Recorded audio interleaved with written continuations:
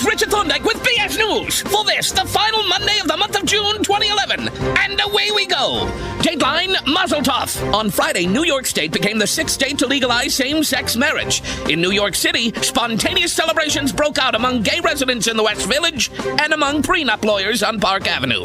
With this ruling and the repeal of Don't Ask, Don't Tell, gay people are now closer to being able to experience marriage and military service.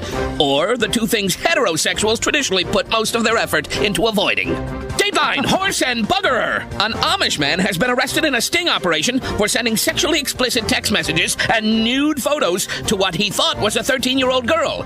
Though the problem of Amish sexting is not widespread, people are warned to watch out for text messages that ask, "What garments art thou wearing?" Dateline, breaking news. Former Illinois Governor Rod Blagojevich found guilty of 17 out of 20 counts. His hairstylist found guilty of just one. Film at 11. Finally, Dateline, stealing my thunder. A drunken man in Ontario, Canada stole a steamroller, took it for a joyride, and was trapped when it tipped over on him. Asked why he did it, the man simply replied, "That's how I roll." And at a church in Long Beach, California, someone stole an almost 800-year-old relic of St. Anthony, the patron saint of lost causes and missing objects. Parishioners are hoping to get the relic back by praying to the patron saint of ironic crimes. Who'da thunk? That's all there is no more. I'm Richard Thorndike, BS News. Have a great week.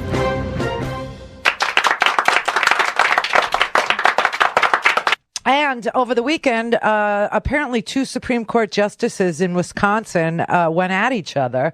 One guy, Prosser, I wonder if you remember Prosser. He just had a very, very close election because they elect their Supremes in Wisconsin against a woman that nobody had ever heard of, Amy Kloppenberg. Remember that? And they had to go to a recount, and he just squeaked by.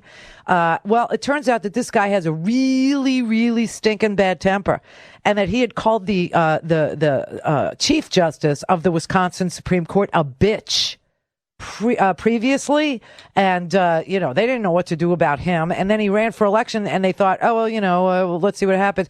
Now he gets into a big fight just ahead of the Supreme Court decision, which was a split decision, about busting unions, and Scott Walker in the open laws meeting, remember the rule that they violated because they didn't give 24 hours notice and all this. And the Supreme Court had a divided decision. And of course, this Prosser dude was very important. He was the key vote.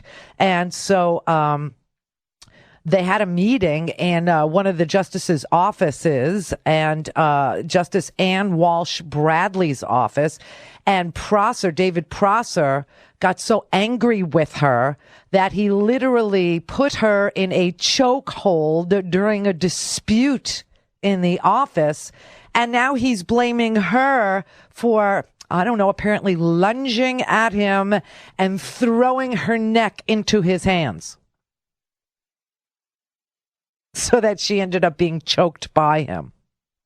He didn't mean to choke her. She threw herself into his 2 hands, and her neck happened to end up inside his 2 hands. See, that's his version of the story.